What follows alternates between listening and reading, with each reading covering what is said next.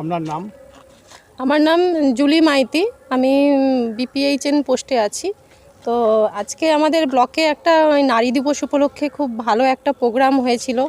তো আমার বিভিন্ন ডিপার্টমেন্টকে নিয়ে আজকে এই নারী দিবস উপলক্ষে আমাদের নারীদেরকে একটা সম্মান জানানো হয়েছিল।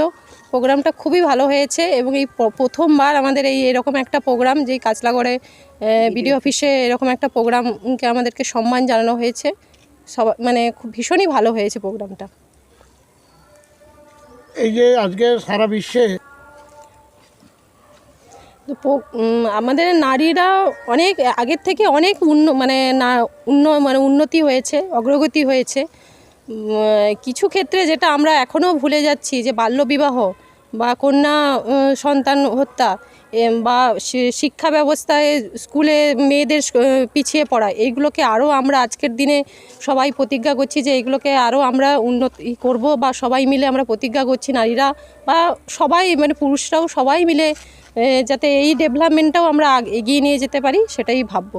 আপনি কি মনে করেন নারীরা আজকের এই দিনে দাঁড়িয়ে সুরক্ষিত? হ্যাঁ, অবশ্যই সুরক্ষিত, কিন্তু সুরক্ষিত সাথে সাথেও আমাদের নিজেদের আরও সচেতন হয়ে উঠতে হবে। কিভাবে?